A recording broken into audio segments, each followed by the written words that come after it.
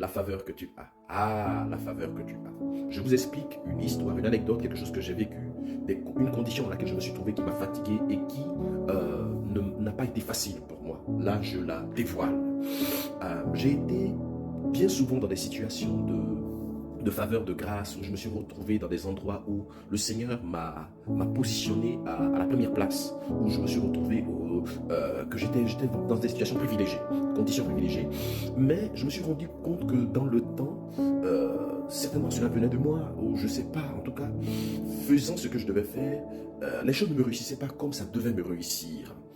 Et je prie Dieu, j'aime le Seigneur, mais les choses n'allaient pas comme ça devait aller dans le temps. Et je me suis posé la question, mais pourquoi cela m'arrive?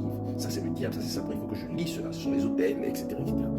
Mais rien ne se faisait, rien ne changeait, mais bien au contraire, je me suis rendu compte qu'au fur et à mesure que j'allais de l'avant, c'est comme si je me retrouvais à la troisième, à la quatrième place, etc. Je me sentais défavorisé et ma condition frisait même un peu la jalousie. Vous voyez que la jalousie était un mauvais sentiment. Et alors, du coup, j'ai posé la question au Saint-Esprit. J'ai dit, Seigneur, pourquoi je me retrouve dans une situation où j'étais favorisé et c'est comme s'il y a quelqu'un qui vient prendre ma place? Pourquoi, Seigneur? Et la réponse du Seigneur m'a choqué. La réponse du Seigneur m'a fait un boum. La réponse du Seigneur m'a fait un waouh. La réponse du Seigneur a été comme une eau fraîche que l'on a mis sur moi, qui m'a réveillé. La réponse du Seigneur a fait que j'étais comme mort, mais on m'a secoué pour me réveiller. Et je te donne cette parole, je te donne cette révélation. Le Seigneur, le Saint-Esprit m'a dit mot pour mot cette parole. Il m'a dit ceci. Il m'a dit, la faveur que tu as n'est pas comparable. Waouh, waouh, waouh, waouh, waouh. La faveur que tu as n'est pas comparable. Je dis, waouh, je me suis mis en émotion tout de suite et je me suis mis à pleurer, à couler des larmes. Je dis, waouh, Seigneur, merci pour cette parole. Cette parole est une véritable révélation, elle vient du ciel. Le Saint-Esprit m'a dit, la faveur que tu as n'est pas comparable. J'aimerais te dire à toi que la faveur que tu as n'est pas comparable. Que la faveur, la grâce que tu as n'est pas comparable. Ce que le ciel t'a donné. Jean pouvait dire, un homme ne peut recevoir que ce qui lui a été donné du ciel. La faveur que tu as n'est pas comparable. Alors j'ai demandé encore au Seigneur. Je dis, ah Seigneur, comment tu dis que la faveur que j'ai n'est pas comparable? Vous savez, il faut être souvent curieux avec Dieu. Notre Dieu, quand tu lui poses des questions constructives, il te répond. Du coup, je lui ai posé cette question encore. Je dis, mais comment tu dis que la faveur que j'ai n'est pas comparable? Explique-moi cela, je veux comprendre. Je veux comprendre, mon Père, explique-moi. Explique-moi cela. Et le Seigneur a parlé à nouveau. Il dit, la faveur que tu as n'est pas comparable. Parce que si la faveur que tu as est comparable, moi, Dieu, on peut me définir. On peut me définir. Je dis, waouh, waouh. Dieu est tellement mystérieux.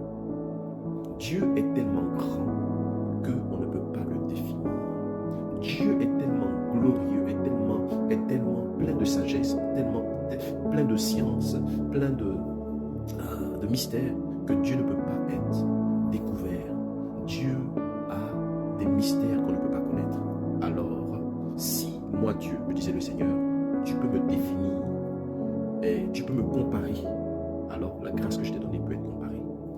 Amen. Pour te dire à toi qui m'écoute, à toi qui suis cette vidéo, que la faveur que tu as, que Dieu t'a donnée, est unique. Tu es une personne unique. Tu es une personne qui a quelque chose tu as une faveur unique. Tu as quelque chose de spécial, tu as quelque chose de particulier. Donc ne te compare pas, ça ne sert à rien de te comparer. Comme moi qui commençais à jalouser, ça ne sert à rien de jalouser, de te comparer, de te mettre dans cet esprit-là de compétition. Non, ça ne sert à rien.